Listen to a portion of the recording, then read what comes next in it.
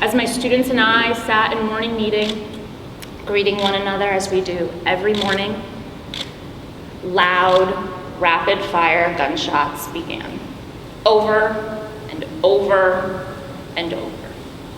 As my classroom is the first in the building, I knew immediately that what I was hearing was a semi-automatic weapon shattering large glass panes, bringing terror, sadness, and immeasurable loss to a school filled with light and love.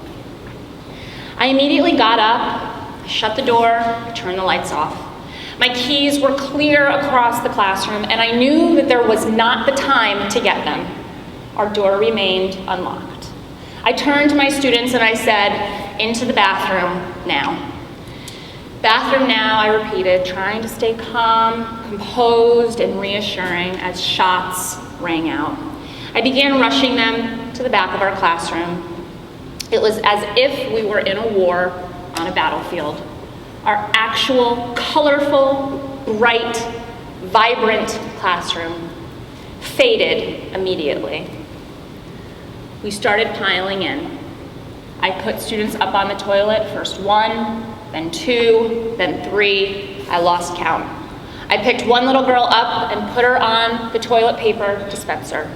I knew that we had to get in. When we were all finally piled in, there was a moment of, oh my God, when I realized that the door to our bathroom opened in. I couldn't close the door. I immediately started picking students up and pushing them behind the bathroom door until we were all able to fit.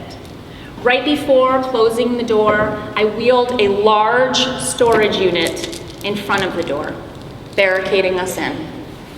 I closed the door, I locked it, and I told my students, we have to be absolutely quiet. They were, and we waited. We stood there huddled, squished like sardines, not an inch of space to move. We listened to the sheer terror of what was going on the other side of our bathroom hideout. Pure evil and murder reigned.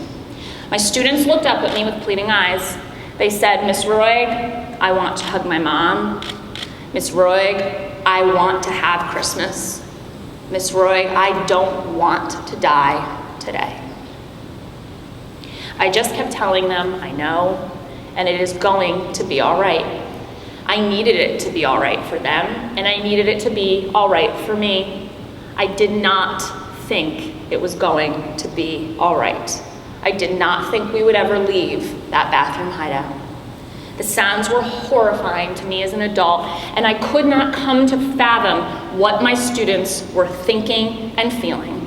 And so, as any teacher, I told them what I would want them to hear if those were to be our last moments. I told them how lucky I was to be their teacher. I told them how thankful I was that they were in my class. And I told them that I love them all very, very much. I wanted that to be the last thing that they would hear if it were to be our last moments.